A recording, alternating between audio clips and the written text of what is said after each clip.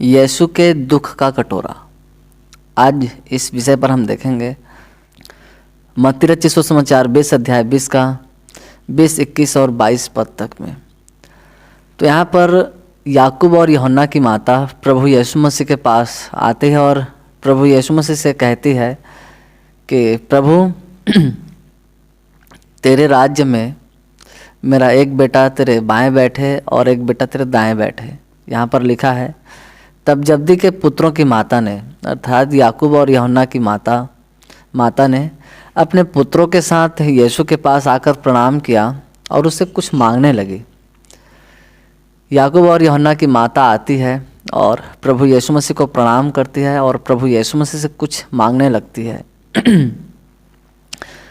उसने उससे कहा, तू क्या चाहती है? प्रभु यीशु मसीह यूहन्ना और याकूब की माता से पूछता है कि तू क्या चाहती है। वह उससे बोली, यह वचन दे कि मेरे ये दो पुत्र तेरे राज्य में एक तेरी दाहिनी ओर और एक तेरे बाएं बैठे। और प्रभु यीशु मसीह से याकूब की माता कहती है कि प्रभु तेरे राज्य में मेरा एक बेटा तेरे दाहिनी ओर और एक बेटा तेरे बाईं ओर बैठे। तो प्रभु यीशु मसीह उस स्त्री से कहता है, याकूब की माता से, यीशु ने उत्तर दिया, तुम नहीं जानते कि क्या मांगते हो। जो कटोरा मैं पीने पर हूँ क्या तुम पी सकते हो? उन्होंने उससे कहा, पी सकते हैं। तो प्रभु यीशु मसीह याकूब और यूहन्ना की माता से कहता है कि तुम नहीं जानते कि तुम क्या मांग रहे हो। जो कटोरा मैं पीने पर हूँ क्या तुम पी सकते हो? तो उसकी माता कहती है, याकूब और यूहन्ना की माता, कि पी सकते हैं प्रभु। तो प्रभु यीशु मसीह कहता है 23 पद में, यीशु ने उनसे कहा, तुम मेरा कटोरा तो पियोगे, पर अपने दाहिने और बाएं किसी को बैठाना मेरा काम नहीं, पर जिनके लिए मेरे पिता की ओर से तैयार किया गया उन्हीं के लिए है। प्रभु यीशु मसीह जिस कटोरे का बात कर रहा था वो कोई साधारण कटोरा नहीं था, वो दुख का कटोरा था, वो तकलीफ का कटोरा था। इस कटोरे को न पीने के लिए प्रभु यीशु मसीह ने प्रार्थना भी किया था कि परमेश्वर, यदि तू चाहे तो इस कटोरे को मेरे पास से हटा ले, लेकिन मेरी इच्छा नहीं तेरी इच्छा पूरी हो।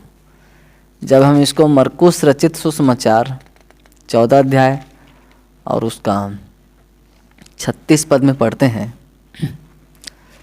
तो यहाँ पर प्रभु यीशु मसीह के क्रूस पर चढ़ने के पहले, जब प्रभु यीशु मसीह को पकड़ा नहीं गया था, प्रभु यीशु मसीह के पकड़े जाने के समय नज़दीक आ चुके थे। प्रभु यीशु मसीह जान गया था कि अब मुझे दुख उठाना है, अब मेरे दुख उठाने का समय आ चुका है। तो प्रभु यीशु मसीह एक गतसमनी नामक पहाड़ पर जाकर प्रार्थना भी करता है और परमेश्वर से प्रार्थना करता है और परमेश्वर से कहता है, मरकुस 14 अध्याय 36 पद में लिखा है, 35 और 36 पद, फिर वह थोड़ा आगे बढ़ा और भूमि पर गिरकर प्रार्थना करने लगा कि यदि हो सके तो यह घड़ी मुझसे टल जाए। प्रभु यीशु मसीह परमेश्वर से प्रार्थना करता है कि परमेश्वर पिता, यदि हो सके तो यह घड़ी, दुख की घड़ी मेरे पास से टल जाए। और कहा, हे पिता, तुझसे सब कुछ हो सकता है। प्रभु यीशु मसीह परमेश्वर से कहता है कि हे परमेश्वर, तुझसे सब कुछ हो सकता है। इस कटोरे को, इस दुख के कटोरे को मेरे पास से हटा ले, तो भी जैसा मैं चाहता हूँ वैसा नहीं, पर जो तू चाहता है वही हो। तो प्रभु यीशु मसीह इस कटोरे को पीने के लिए परमेश्वर से प्रार्थना करता है कि परमेश्वर, यदि तू चाहे तो इस कटोरे को हटा ले, लेकिन मेरी इच्छा नहीं तेरी इच्छा पूरी हो। मतलब जैसा मैं चाहता हूँ वैसा ना हो, पर जैसा तू चाहता है वैसा ही हो। तो प्रभु यीशु मसीह तो स्वयं परमेश्वर है, वो इस दुख के कटोरे को क्यों नहीं पीना चाहता था? तो प्रभु यीशु मसीह परमेश्वर के साथ साथ संपूर्ण मनुष्य भी था। जिस तरह हमें भूख लगता है उसी तरह प्रभु यीशु मसीह को भूख लगता था। जिस तरह हमें प्यास लगती है उसी तरह प्रभु यीशु मसीह को भी प्यास लगता था। जिस तरह अधिक काम करने पर हमें थकावट होता है तो प्रभु यीशु मसीह को भी थकावट होता था। जिस तरह चोट लगने पर हमें दर्द होता है, ठीक उसी तरह चोट लगने पर प्रभु यीशु मसीह को भी दर्द होता था, क्योंकि प्रभु यीशु मसीह भी संपूर्ण मनुष्य था। और प्रभु यीशु मसीह अपने मृत्यु को देख रहा था कि उसका मृत्यु कैसे होगा, किस तरह से लोग उसे सताएंगे, किस तरह से लोग उसे मारेंगे पीटेंगे। ये दुख का कटोरा कुछ और नहीं, प्रभु यीशु मसीह को सताए जाना था, प्रभु यीशु मसीह के मुंह पर थूका जाना था। ये दुख का कटोरा प्रभु यीशु मसीह को कांटों का मुकुट पहनाया जाना था। ये दुख का कटोरा प्रभु यीशु मसीह को क्रूस उठाकर चलना था। यह दुख का कटोरा प्रभु यीशु मसीह को 39 कोड़े उसके पीठ में लगने थे। ये दुख का कटोरा प्रभु यीशु मसीह के मुंह पर कपड़े ढांक कर उसे पीटा जाना था। ये दुख का कटोरा प्रभु यीशु मसीह के हाथ और पाँव में कीले ठोंके जाने थे। ये दुख का कटोरा प्रभु यीशु मसीह को जलील किए जाना था, उसको अपमानित किया जाना था। और इसी दुख के कटोरे को प्रभु यीशु मसीह बार बार देख रहा था। और जैसे जैसे प्रभु यीशु मसीह अपने मृत्यु को नज़दीक आते देखता है तो और परेशान होता है कि अब मुझे इस दुख को उठाना पड़ेगा। प्रभु यीशु मसीह ने अपने मृत्यु के विषय में 3 बार भविष्यवाणी भी किया था कि उसका मृत्यु कैसे होगा, कि लोग उसे किस तरह क्रूस पर मार डालेंगे और वह तीसरे दिन जी भी उठेगा। इस विषय में प्रभु यीशु मसीह ने 3 बार भविष्यवाणी भी किया था। और इसी कटोरे के लिए प्रभु यीशु मसीह प्रार्थना करता है कि पिता यदि तू चाहे तो ये कटोरा मुझसे टल जाए, लेकिन प्रभु यीशु मसीह के बलिदान के बगैर इस संसार में कोई उद्धार नहीं था। इसलिए परमेश्वर ने अपना इच्छा पूरा किया। परमेश्वर चाहता था कि प्रभु यीशु मसीह दुनिया के तमाम लोगों के लिए क्रूस पर अपनी जान दे, जिससे दुनिया के तमाम लोग प्रभु यीशु मसीह में विश्वास करके प्रभु यीशु को अपना उद्धारकर्ता स्वीकार करके उद्धार पा सके। तो इसलिए परमेश्वर का इच्छा था कि यीशु मसीह क्रूस पर कुर्बा हो। इब्रानियों 5 अध्याय 8 पद में हम पढ़ते हैं तो वहाँ पर लिखा है, पुत्र होने पर भी उसने दुख उठा कर आज्ञा माननी सीखी और अपने सब आज्ञा मानने वालों के लिए सदा उद्धार के काल का कारण हो गया। तो वहाँ पर परमेश्वर चाहता था कि यीशु मसीह क्रूस पर कुर्बा हो, वो तमाम दुख और दर्द को उठा ले।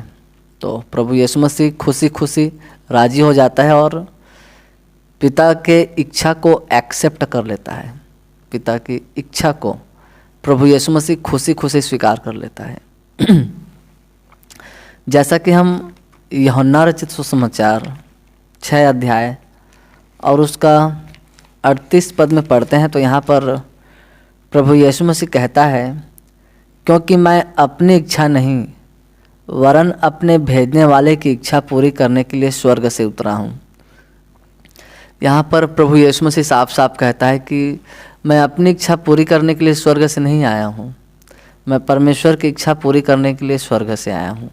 लेकिन जैसे ही दुख के कटोरे को प्रभु यीशु मसीह अपने सामने देखता है कि किस तरह उसे दुख उठाना है, तो एक बार वो भी थोड़ा पीछे झिझक जाता है प्रभु यीशु, क्योंकि वो संपूर्ण मनुष्य भी था। लेकिन जब यीशु ने देखा कि परमेश्वर का इच्छा ही है कि मुझे क्रूस पर कुर्बान होना है, तो प्रभु यीशु मसीह ने उस दुख के कटोरे को पीने के लिए खुशी खुशी स्वीकार कर लिया। अब इस बात को हमें समझने के लिए यूहन्ना रचित सुसमाचार 18 अध्याय और उसका 11 पद में पढ़ेंगे। जब सैनिक लोग आए और प्रभु यीशु मसीह को पकड़ लिए तो उस जगह में प्रभु यीशु मसीह के चेले भी थे, पतरस और भी अन्य चेले थे। तो पतरस ने अपनी तलवार से महायाजक के एक दास पर तलवार चला देता है और उसके कान को उड़ा देता है। उस दास का नाम मलखुस था। तो प्रभु यीशु मसीह पतरस से कहता है, यूहन्ना रचित सुसमाचार 18 अध्याय और 10-11 पद में पढ़ते हैं तो यहाँ पर लिखा है, तब शमौन पतरस ने तलवार जो उसके पास थी खींची और महायाजक के दास पर चलाकर उसका दाहिना कान उड़ा दिया। उस दास का नाम मलखुस था। तब यीशु ने पतरस से कहा, अपनी तलवार म्यान में रख। जो कटोरा पिता ने मुझे दिया है, क्या मैं उसे न पीऊँ? प्रभु यीशु मसीह उस कटे हुए कान को फिर से उठाकर उस दास के कान के पास जहाँ से वो कटा था वहाँ जोड़ देता है और पतरस को कहता है, प्रभु यीशु कि पतरस तो अपनी तलवार को अपने म्यान में रख ले, क्योंकि जो कटोरा पिता ने मेरे लिए ठहराया है, क्या मैं उसे ना पीऊँ? इसके पहले तो प्रभु यीशु ने प्रार्थना किया था कि परमेश्वर यदि तू चाहे तो यह कटोरा मुझसे टल जाए, लेकिन मेरी इच्छा नहीं तेरी इच्छा पूरी हो। तो फिर प्रभु यीशु मसीह ने देखा कि परमेश्वर का इच्छा है कि उस दुख के कटोरे को यीशु मसीह पिए, तो यीशु खुशी खुशी उस दुख के कटोरे को स्वीकार करता है और पतरस से कहता है कि पिता ने मेरे लिए दुख का कटोरा ठहराया है और इस कटोरे को मैं पीऊँगा। और फिर प्रभु यीशु मसीह के दुख का कटोरा शुरू हो जाता है। उसके बाद प्रभु यीशु मसीह को पकड़ के ले जाते हैं, उसे बहुत मारते हैं, पीटते हैं, जलील करते हैं, उसके मुंह पर थूकते हैं, उसके कपड़े उतार कर चिट्ठियाँ डालते हैं कि किसके नाम पर उसका कपड़ा होगा। फिर बाद में यीशु का कपड़ा फिर उसको पहना देते हैं। यीशु मसीह के सर को ढांक कर उसे मार मार कर पूछते थे कि चल भविष्यवाणी करके बता, तू तो भविष्यवक्ता है, तुझे किसने मारा, चल बता। प्रभु यीशु मसीह को गालियाँ भी देते थे। प्रभु यीशु मसीह के सर पर सरकंडा मारते थे और तमाम बेइज्जत करने के बाद प्रभु यीशु मसीह को 39 कोड़े लगाए भी गए थे और 39 कोड़े लगाने के बाद उसे क्रूस पर चढ़ा दिया गया। उसके हाथ और पाँव में किले ठोंके गए, उसे कांटों का मुकुट पहनाया गया। तो ये दुख का कटोरा प्रभु यीशु मसीह को पीना पड़ा। अब इसी कटोरे में हम भी शामिल होते हैं। ऐसा नहीं कि इस कटोरे से हम दूर हैं। हम जितनों ने यीशु मसीह में बपतिस्मा लिया है, प्रभु यीशु मसीह के मृत्यु का बपतिस्मा लिया है, उस कटोरे का, जिस दुख के कटोरे को प्रभु यीशु मसीह ने पिया है, हम भी उसमें शामिल हो जाते हैं। हम जितने भी बपतिस्मा ले चुके हैं, जैसा कि रोमियो 6 अध्याय और उसका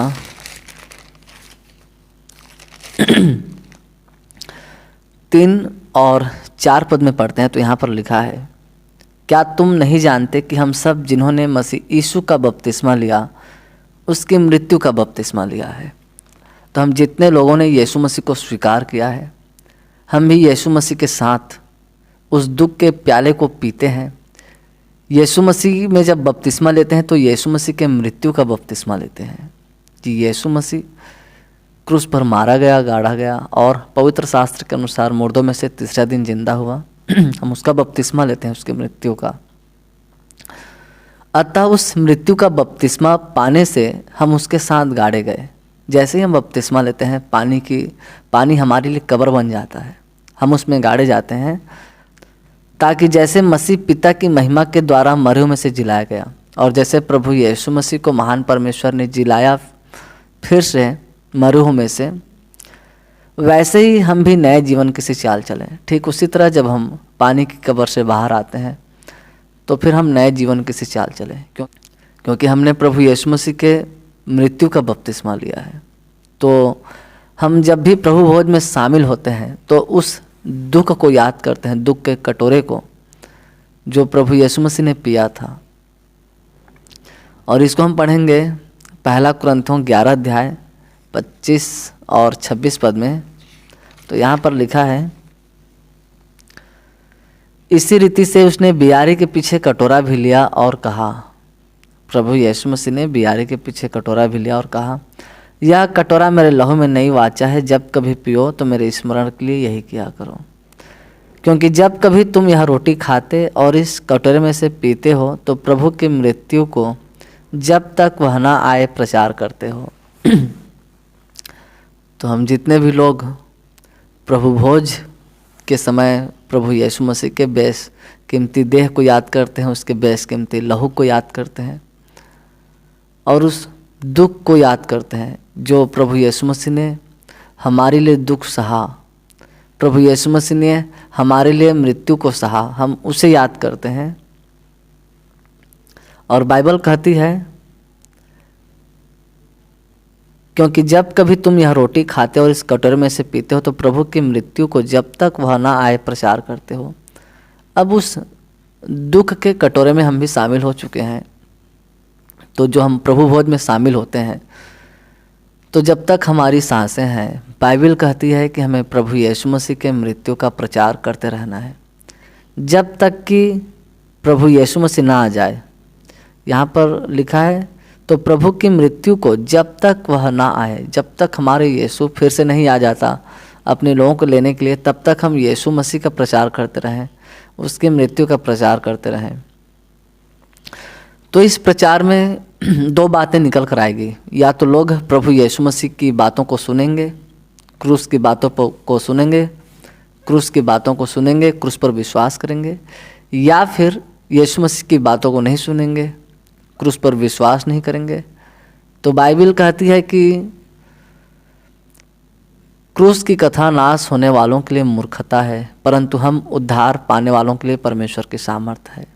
हमारा काम है प्रभु यीशु मसीह के मृत्यु का प्रचार करना, उसके क्रूस का प्रचार करना, कि प्रभु यीशु मसीह ने दुनिया के तमाम लोगों के लिए क्रूस का दुख सहा, क्रूस पर अपनी जान दी और दुनिया के तमाम लोगों के लिए अपना बेशकीमती लहू बहाया।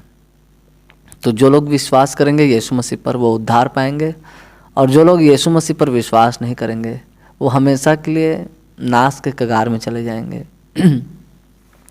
तो इस काम को करने के लिए हमें बहुत दुख और तकलीफ़ का सामना करने पड़ेगा, हमें सताव का भी सामना करना पड़ेगा। इसका मतलब ये नहीं कि हम पीछे हट जाएं, क्योंकि हम यीशु के दुख के कटोरे में शामिल हो चुके हैं। परमेश्वर ने हमें संसार में से चुनकर अपने स्वर्गीय राज्य में हमें बुला लिया है।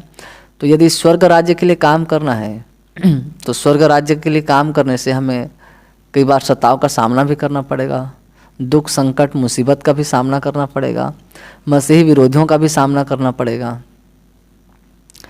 जैसा कि हम 2 तीमुथियुस 3:12 में पढ़ते हैं, तो वहाँ पर लिखा है, जो मसीह यीशु में भक्ति के साथ जीवन बिताना चाहते हैं वे सब सताए जाएंगे। जिनके जीवन में यीशु मसीह के प्रति सच्ची भक्ति रहेगी या सच्ची भक्ति रहेगा, केवल वही सताए जाएंगे। और जिनके जीवन में यदि भक्ति ही नहीं है यीशु मसीह के प्रति, वो थोड़ी सताए जाएंगे। तो सताए वही जाएंगे जो यीशु मसीह का प्रचार करेंगे, यीशु मसीह के काम को आगे बढ़ाएंगे। क्योंकि पहले के जो प्रभु यीशु मसीह के प्रेरित थे, उसके चेले थे, वो भी सताए गए थे, लेकिन उन्होंने दुख उठाकर परमेश्वर के काम को किया, स्वर्ग राज्य के लिए काम किया। यहाँ पर लिखा है याकूब 5:10 में, तो यहाँ पर हम पढ़ते हैं, हे भाइयों, जिन भविष्यवक्ताओं ने प्रभु के नाम से बातें की उनको दुख उठाने और धीरज धरने का एक आदर्श समझो। पहले के जो परमेश्वर के भविष्यवक्ता थे वो भी परमेश्वर के काम के लिए, परमेश्वर के नाम के लिए दुख उठाते थे। तो हमें उन्हें भी आदर्श समझना चाहिए कि वे किस तरह दुख उठाकर परमेश्वर के लिए काम करते थे। पतरस, पौलुस, यूहन्ना, याकूब ने भी दुख उठाकर परमेश्वर के लिए काम किया, स्वर्ग राज्य को आगे बढ़ाया। तो हमें भी महान परमेश्वर ने चुन लिया है कि हम स्वर्ग राज्य के लिए दुख उठाकर काम करें। पौलुस, जिसका नाम पहले साउल था, वो भी पहले मसीहों को सताता था, मारता था, पीटता था, लेकिन जब प्रभु यीशु मसीह ने पौलुस को चुना तो पौलुस के विषय में प्रभु यीशु मसीह कहता है कि उसे मेरे नाम के लिए कैसा दुख उठाना है मैं उसे बताऊंगा, वो मेरा चुना हुआ पात्र है। इसको जब हम पढ़ते हैं प्रेरितों का काम और उसका 9 अध्याय 15 और 16 पद में, परंतु प्रभु ने उससे कहा, तू चला जा, क्योंकि वह तो अन्य जातियों और राजाओं और इज़राइलियों के सामने मेरा नाम प्रकट करने के लिए मेरा चुना हुआ पात्र है, और मैं उसे बताऊंगा कि मेरे नाम के लिए उसे कैसा दुख उठाना पड़ेगा। तो जब साउल को भी परमेश्वर ने चुना, तो जब साउल को भी प्रभु यीशु मसीह ने चुना, तो साउल पहले मसीहों को सताता था, मारता था, पीटता था। तो हनन्याह कहता है कि मैं साउल के लिए प्रार्थना नहीं करूंगा, वो तो तेरे लोगों को बहुत मारता है, पीटता है, सताता है।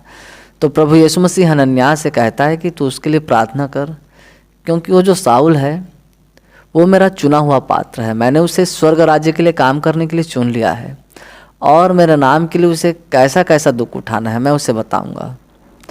तो प्रभु यीशु मसीह ने हमें संसार का सुख भोगने के लिए नहीं चुना है कि हम संसार के भौतिक सुख में खो जाएं। अब ये बात अलग है कि आज के दौर में लोगों को अधिक परमेश्वर में रहकर भी सुख चाहिए और संसारिक आनंद चाहिए और दुनिया भर के जो वैभव और जो विलास हैं संसार के वो चाहिए। लेकिन बाइबल इसके विपरीत कहती है। यीशु मसीह कहता है कि मेरे नाम के लिए दुख उठा। बाइबल के अनुसार हम पढ़ें तो परमेश्वर ने हमें यीशु के नाम के लिए दुख उठाने के लिए चुन लिया है। पौलुस लिखता भी है 2 तीमुथियुस और उसका 2 अध्याय 3 पद में। तो यहाँ पर पढ़ते हैं, पौलुस कहता है मसीह यीशु के अच्छे योद्धा के समान मेरे साथ दुख उठा। पौलुस लिखता है कि मसीह यीशु के अच्छे योद्धा के समान मेरे साथ दुख उठा। तो हमारे जीवन में यदि यीशु मसीह के नाम के कारण सताव आता है या दुख आता है तो हमें खुशी होना चाहिए कि हम यीशु मसीह में चल रहे हैं। परंतु यदि हम यीशु मसीह का इनकार कर रहे हैं, कहें कि अरे यीशु मसीह के नाम के लिए कौन दुख उठाए, चुपचाप घर में मानो और पड़े रहो, तो ऐसा बाइबल नहीं कहती। बाइबल सिखाती है कि हमें यीशु के नाम के लिए दुख उठाना है। अब ये बात अलग है कि कई लोग यीशु मसीह के नाम के लिए दुख उठाना नहीं चाहते, यीशु के नाम को खुलकर अंगीकार करना नहीं चाहते, क्योंकि लोग मारेंगे, पीटेंगे या फिर सताएंगे। इस डर से यीशु मसीह के पवित्र पावन नाम को अपने होठों पर नहीं लाते, गवाही देना नहीं चाहते। अब वो बात अलग है, लेकिन जो यीशु के सच्चे लोग हैं वो हर जगह यीशु मसीह के नाम को अपने होठों में ले हुए, अपने जीवन, अपने चाल चरित्र और अपने स्वभाव में ले हुए घूमते फिरते हैं।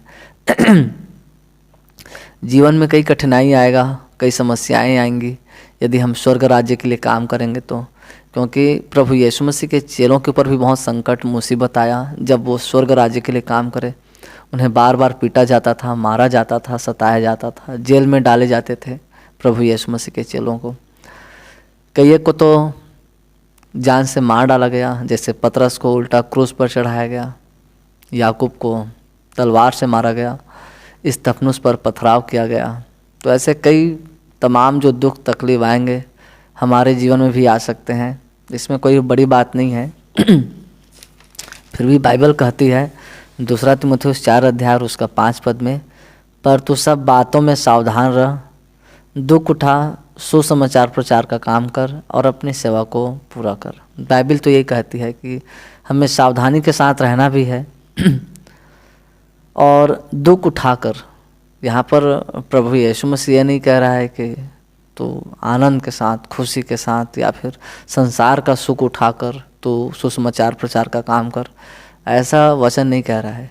यीशु मसीह के सुसमाचार के खातिर दुख उठा, सुसमाचार प्रचार का काम कर और अपनी सेवा को पूरी कर। सुसमाचार का प्रचार करना ही हमारी सच्ची सेवा है। लोगों को प्रभु यीशु मसीह के मृत्यु के विषय में बताना, लोगों को प्रभु यीशु मसीह के बारे में समझाना, लोगों को सुसमाचार सुनाना, यही हमारी सच्ची सेवा है।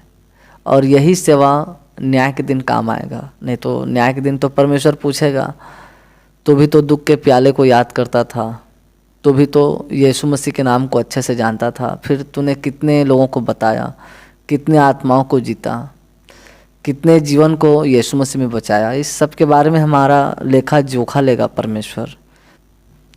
तो यदि हम स्वर्ग राज्य के लिए दुख उठाकर सुसमाचार प्रचार करेंगे जिस तरह यीशु मसीह ने किया है, तो हमें महान परमेश्वर की ओर से अच्छा प्रतिफल मिलेगा। बाइबल कहती भी है फिलिप्पियों का अध्याय 29 पद में, क्योंकि मसीह के कारण तुम पर यह अनुग्रह हुआ कि न केवल उस पर विश्वास करो पर उसके लिए दुख भी उठाओ। बाइबल तो यही कहती है कि न केवल हम यीशु मसीह पर विश्वास करें परंतु यीशु मसीह के खातिर दुख भी उठाएं।